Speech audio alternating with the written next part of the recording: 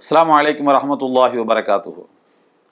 அன்பார்ந்த ஓஹச் இஸ்லாம் சேனல் நேயர்களே, எல்லாம் வல்ல ஏக இறைவனுடைய அன்பும் அருளும் நம் அனைவர் மீதும் என்றும் நிலவட்டும்.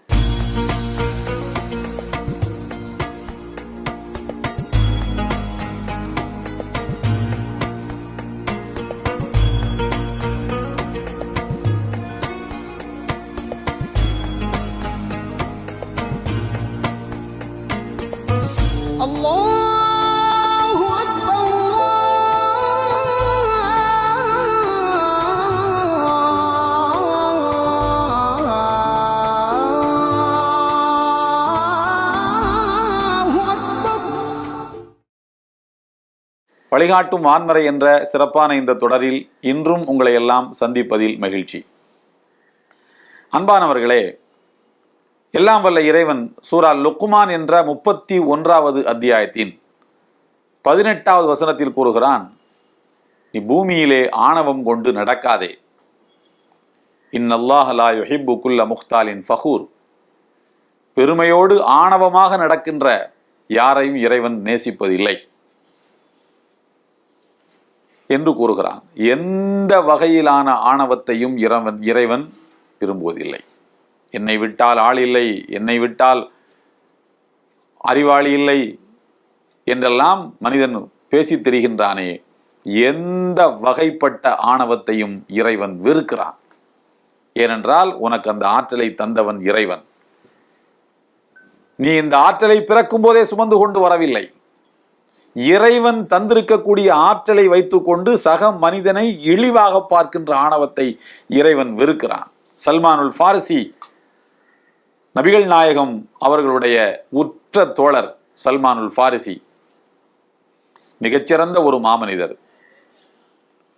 அவர்களிடத்தில் ஒரு யூதன் அவர்களை சந்திக்க வருகின்றான். அவர்களிடத்தில் மெல்ல பேச்சு கொடுக்கின்றான். அவன் சொன்னானாம், சல்மான், நான் யார் தெரியுமா? நான் யூதன். யூதர்கள் என்றால் மனித குலத்தில் மேலானவர்கள். we are chosen people. கடவுளால் தேர்ந்தெடுக்கப்பட்ட மக்கள், கடவுளின் பிள்ளைகள். எனவே நான் நம்பிக்கையில் மேலானவன். நான் பூசியிருக்கக்கூடிய வாசனை திரவியம் எவ்வளவு தெரியுமா? பல்லாயிரக்கணக்கான ரூபாய், பல்லாயிரக்கணக்கான திர்ஹம் மதிப்புள்ளது. நான் போட்டிருக்கின்ற சட்டை எவ்வளவு தெரியுமா?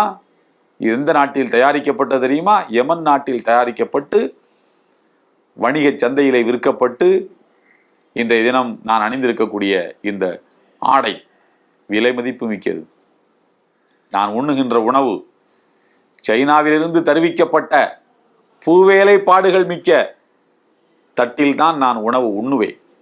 நான் உண்ணுகின்ற உணவும் தரமானது என்றெல்லாம் தன்னை பற்றி பெருமையாக பேசிக்கொண்டே போனான். எல்லாவற்றையும் கேட்டுக்கொண்டு சல்மானுல் ஃபாரிசி அமைதியாக இருந்தார்கள். என்னடா இவனுடைய அக்கப்போர் தாங்க முடியவில்லை என்று மனதுக்குள்ளே ஒரு விதமான சலிப்பு. இவனுக்கு சரியான பாடத்தை கற்பிக்க வேண்டும் என்று நினைத்தார்கள். சல்மானுல் ஃபாரிசி அறிவார்ந்த மனிதர் அல்லவா, ஆற்றல் மிக்க சிந்தனையாளர் அல்லவா. அவர்கள் சொன்னார்கள், தம்பி, இவ்வளவு தூரம் நீ உன்னை பற்றி பேசினாய், இப்போது நான் என்னை பற்றி சொல்கிறேன். நான் யார் தெரியுமா? இறைவனின் அடிமை. நான் ஓர் இறை நம்பிக்கையாளன். நான் உயர்ந்தவனா தாழ்ந்தவனா என்பது நான் மரணித்த பிறகு என்னுடைய நன்மைகளும் தீமைகளும் அளவிடப்படும் அல்லவா, அப்போதுதான் தெரியும். இறைவன்தான் முடிவு செய்ய வேண்டும் நான் உயர்ந்தவனா தாழ்ந்தவனா என்று. சரி, அதை விடு. என்னுடைய மேனி எப்படிப்பட்டது தெரியுமா? ஒரு நாள் நான் குளிக்காவிட்டாலும் துர்வாடை அடிக்கக்கூடியது. என்னுடைய உடலின் உள்பாகம் எப்படிப்பட்டது தெரியுமா? மலத்தை நான் சுமந்து செல்கிறேன் தினந்தோறும். என்னுடைய உடலிலிருந்து வெளிப்படுகின்ற வியர்வை உள்ளிட்ட எல்லா பொருட்களும் நாற்றம் அடிப்பவை. நான் மலத்தை சுமந்து செல்கிறேன். ஒரு நாள் என்னுடைய மலம் கழிக்கும் ஒரு நிகழ்வு பல நிகழ்வாக ஆகும்போது, ஒரு நாளைக்கு 4-5 முறை நான் மலம் கழித்து விட்டேன் என்றால் என்னுடைய கை கால்கள் எல்லாம் வெலவெலத்து போய்விடும், நடுங்க ஆரம்பித்து விடும். அவ்வளவு பலவீனமானவன் தம்பி. நான் இறந்த பிறகு என்னை மண்ணில் புதைப்பார்கள். புதைத்த பிறகு என்னுடைய மேனியெல்லாம் புழுக்களால் அரிக்கப்பட்டு விடும். என்னுடைய எலும்புகள் எல்லாம் கொஞ்ச நாட்களிலே மக்கி போய்விடும். பிறகு அந்த குழிக்குள் இறங்கி அவற்றையெல்லாம் அள்ளி போட்டுவிட்டு இன்னொரு மனிதனை புதைப்பார்கள். அதுதான் நான் என்று சொன்னார்கள். அன்பானவர்களே, அந்த யூதனுக்கு புரிந்தது சல்மானுல் ஃபாரிசி என்ன சொல்ல வந்தார்கள் என்பது. அதே போலத்தானடா நீயும் மனிதா, நீயும் என்னை போல் இறைவனுக்கு முன்னால் தான் தெரியும் நீ நல்லவனா கெட்டவனா என்பது. உன்னுடைய மேனியும் மலத்தை தான் சுமக்கிறது. உன்னுடைய உடலிலிருந்து வெளிவரக்கூடியவையும் துருவாடவிக்கவைதான். நீயும் புதைக்கப்பட்டால் புழுவோடு புழுவாக கிடந்து சிதைந்து போவாய்.